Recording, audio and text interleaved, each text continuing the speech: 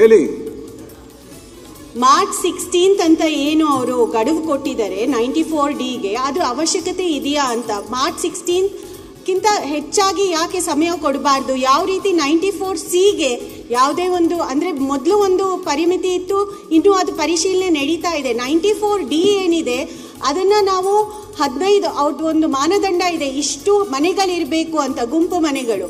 ಅದನ್ನು ಕಂಟಿನ್ಯೂಸ್ ಆಗಿ ಪ್ರಾಸೆಸ್ ಮಾಡಿದರೆ ಒಳ್ಳೆಯದಾಗುತ್ತೆ ಅಂತ ನಾನು ಅಂದ್ಕೊಳ್ತೀನಿ. ಯಾಕಂದರೆ ಅವ್ರು ಹೇಳ್ದಾಗೆ ಕಂದಾಯ ಸಚಿವರು ಅವ್ರ ಉತ್ತರದಲ್ಲಿ ಹೇಳ್ತಾ ಇದ್ರು, ಇನ್ನೂ ಅದು ಎಲ್ಲ ಜನರಿಗೂ ತಲುಪಿಲ್ಲ ಅಥವಾ ಆ ಮಟ್ಟಕ್ಕೆ ಶಾಸಕರು ಕೆಲಸ ಮಾಡ್ತಾ ಇಲ್ಲ ಅಂತ. ನಾವು ಮಲೆನಾಡು ಭಾಗದಲ್ಲಿ ಅದನ್ನು ಎಷ್ಟು ಮಟ್ಟಕ್ಕೆ ಸಾಧ್ಯ ಇದೆ, ನಮ್ಮ ಗಮನಕ್ಕೆ ಏನು ಬರ್ತಾ ಇದೆ ಅದನ್ನು ನಾವು ಖಂಡಿತ ಕಂದಾಯ ಇಲಾಖೆಗೆ ನಾವು ರೆಫರ್ ಮಾಡ್ತಾ ಇದ್ದೀವಿ.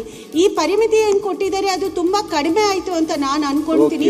ಅದನ್ನು ನ್ಯಾಯ ತೋರಿಸ್ಲಿಕ್ಕೆ ಇನ್ನೊಂದು ಸ್ವಲ್ಪ ಟೈಮ್ ಕೊಟ್ಟರೆ ಅಥವಾ ಇದನ್ನು ಓಪನ್ ಆಗಿ ಇಟ್ಟರೆ ಏನು ಸಮಸ್ಯೆ ಆಗುತ್ತೆ ಕಂದಾಯ ಇಲಾಖೆಗೆ ಅಂತ ನಾನು ಕೇಳಲಿಕ್ಕೆ ಬಯಸ್ತೀನಿ. ಓಪನ್ ಆಗಿ ಇಟ್ಟರೆ ಏನಾಗುತ್ತೆ? ಸುಪ್ರೀಂ ಕೋರ್ಟ್ನವರು ಹೇಳ್ತಾರೆ ಒನ್ ಟೈಮ್ ಅಂತೇಳಿ, ಎಷ್ಟು ಒನ್ ಟೈಮ್ ಕೊಡ್ತೀರಿ ಅಂತ ಏನು ಉತ್ತರ ಕೊಡೋದು ಕೋರ್ಟಲ್ಲಿ? ಕೇಳಿಸ್ಕೊಳ್ಳಿ, ನಾನು ತಮ್ಗೆ ಇಂಟರ್ಫಿಯರ್ ಆಗಲಿಲ್ಲ, ಕೇಳಿಸ್ಕೊಳ್ಳಿ ಪೂರ್ತಿ. We are here to discuss. ಎಲ್ಲ ಉಚ್ಚ ನ್ಯಾಯಾಲಯ, ಸರ್ವೋಚ್ಚ ನ್ಯಾಯಾಲಯದಲ್ಲಿ ಒಂದು ಬಾರಿ ಅಂತ ಎಷ್ಟು ಅವಕಾಶಗಳು ಅಂತ. ಹಾಗೂ ಎರಡನೇದು, ಈ 94Dಯಲ್ಲೂ ನಾವು ಎಕ್ಸ್ಟೆನ್ಷನ್ ಕೊಟ್ಟಿದ್ದೇವೆ, ಕೊಟ್ಟಿಲ್ಲ ಅಂತಲ್ಲ, 2 ವರ್ಷ ಎಕ್ಸ್ಟೆನ್ಷನ್ ಕೊಟ್ಟಿದ್ದೇವೆ. ಎಲ್ಲಿದೆ ಇದು ಮಾರ್ಚ್ 16 ಅಂತ ಹೇಳಿದ್ರೆ ನಮ್ಮ ಆ್ಯಕ್ಟಲ್ಲಿದೆ. ಮೂರನೇದು, ಡೆಡ್ಲೈನ್ ಇರೋದು ಹಕ್ಕುಪತ್ರ ಕೊಡ್ಲಿಕ್ಕೆ ಅಲ್ಲ, ಜಸ್ಟ್ ಪ್ರಪೋಸಲ್ ನಮಗೆ ರಿಸೀವ್ ಆಗ್ಲಿಕ್ಕೆ ಅಷ್ಟೇ.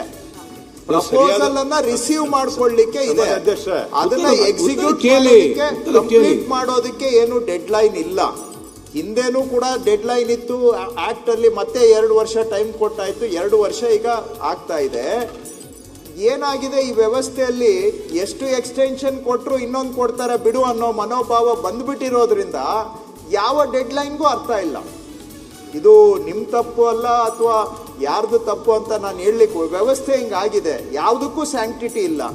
ಸೊ ಎಕ್ಸ್ಟೆನ್ಷನ್ ಅನ್ಲಿಮಿಟೆಡ್ ಆಗಿ ಕೊಟ್ಕೊಂಡು ಹೋಗ್ತಾ ಇದ್ರೆ ಯಾವಾಗ ಇದನ್ನೆಲ್ಲ ಮುಗಿಸೋದು? ಆವಾಗ ಆ್ಯಕ್ಚುಲಿ ಅಫೆಕ್ಟೆಡ್ ಯಾರಾಗ್ತಾರೆ? ಸಾಮಾನ್ಯ ಜನ. ಯಾಕೆ ಅಂದರೆ ನಾವೊಂದು ಮಿಷನ್ ಮೋಡಲ್ಲಿ ಕೆಲಸ ಮಾಡಲಿಲ್ಲ ಅಂದರೆ ಬಡವ್ರದ್ದು ಕೆಲಸ ಅವ್ರು ಹೇಳಿದರು, ಯಾಕೆ ಮಾಡೋದಿಲ್ಲ ಅಂದರೆ ಇದು ಬಡವ್ರ ಕೆಲಸದ ಕಡೆ ಗಮನ ಕೊಡೋದಿಲ್ಲ. ಸೊ ನಾವು ಮಿಷನ್ ಮೋಡಲ್ಲಿ ಈಗ ಇಷ್ಟು ನಾವು ಮೇಲೆ ಬಿದ್ದು ಗುರುತಿಸ್ತಾ ಇದ್ದೀವಿ.